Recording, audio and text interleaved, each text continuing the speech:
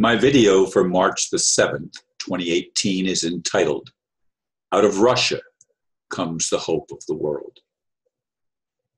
Through Russia, Edgar Cayce, the sleeping prophet, said, quote, comes the hope of the world, not in respect to what is sometimes termed communism or Bolshevism, no, but freedom.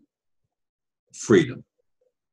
That each man will live for his fellow man. The principle has been born there. It will take years for it to be crystallized, yet out of Russia comes again the hope of the world, end quote. That reading was given twice in both the 1930s and again in the 40s. And who opposes this if not the so-called international bankers who profit from both slavery and war? As I see it, there is no hope for a world of peace as long as it remains a money game of control to the perceived elite. Does that Siberian mystic Anastasia play a powerful role, though mostly unseen and unknown? Modern Russia certainly was resurrected from the Soviet Union, and Putin may very well be the most prominent world leader showing signs of real wisdom. May peace prevail on earth. I have been an admirer of Edgar Cayce and, of course, Anastasia for some time now. In fact, I have more confidence in what they are saying because they are in our own era, so to speak, even though Edgar Cayce, of course, died before, I think he died around the time I was born. I'm not sure the exact year he died, but I know he was active yet in the 40s, and I was born, of course, in 1946. And David Wilcock, of course, some say is the reincarnation of Edgar Cayce, and I might deal with that in maybe the next video. I'm not exactly sure, but that's a possibility. Anyway, I do think that Russia shows some hope because of Anastasia and because of Putin and because of modern prophets. Now, I don't trust the ancient prophets for a simple reason. The ancient stuff has had a lot of time to be manipulated. And we know that in general, it's the winners that tell the story, not the losers. The loser's story is usually pushed down, and people that try to tell it in our age, for example, about Nazism and what happened in the Second World War, a lot of the people that say some of the things that we were told happened in the Second World War didn't really happen. And people are persecuted for that.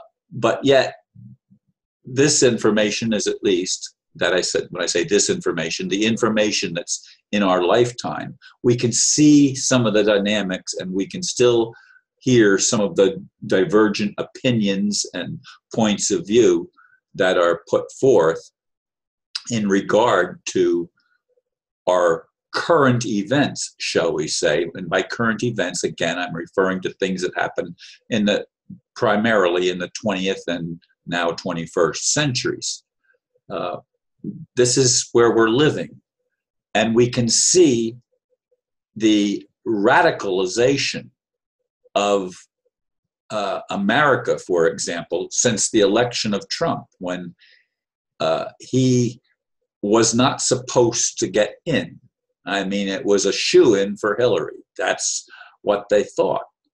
They did not expect an upset by someone who was not one of the direct insiders, which is why there has been so much opposition mostly from the Democratic Party as a whole and elements within the Republican Party that are part of the so-called deep state.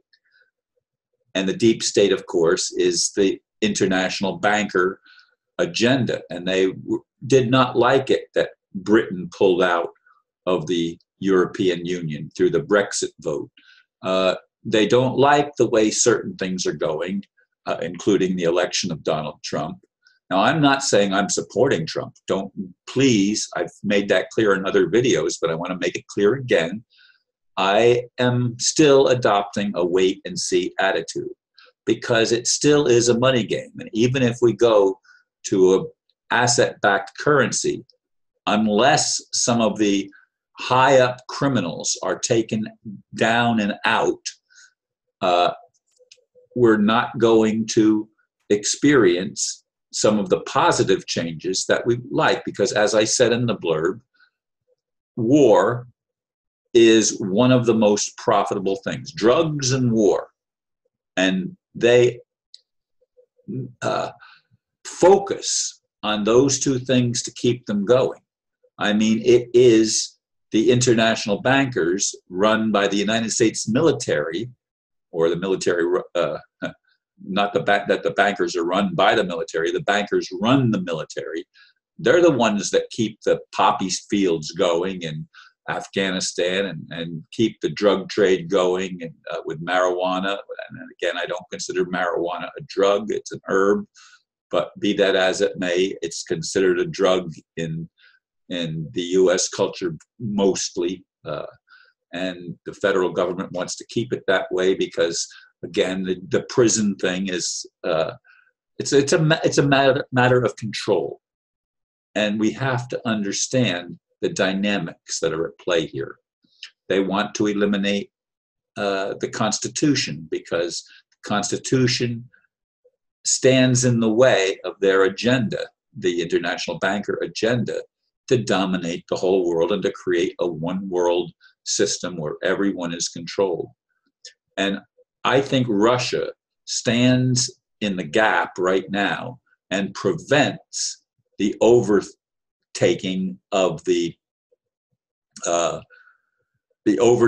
world by this international banker conglomerate that messes with our history, that rewrites things according to their intent, and they try to steer things. They're trying to shut down alternative media altogether, as you know.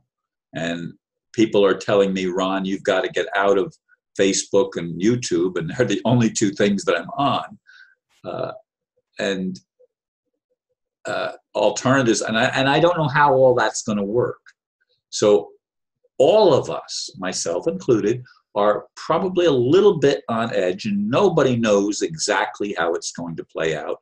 There's a lot of us that would like to think we know, and I've been in that group. That's why I say us. We'd like to think that we know how things are going to work out, but until it happens, we really don't know. The RV has been supposed to happen for a long time. Has it happened? No.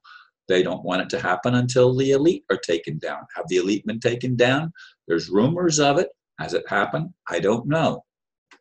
These are troubling times, at the very least, that we live in. And trying to determine how things are going to play out is certainly a game of chance. You roll the dice because you really don't know. I'd like to think there's a real creator, a real God that loves us. And whether that real God is aligned with certain ETs or angelic beings or whatever, I don't know. But I want to see a world that actually turns around. And right now, of all the nations on the earth, I place more confidence in Russia because of Anastasia and because of Putin, who seems to be standing in the gap, and he has a strong enough military to, according to some people, to much more powerful than the US military.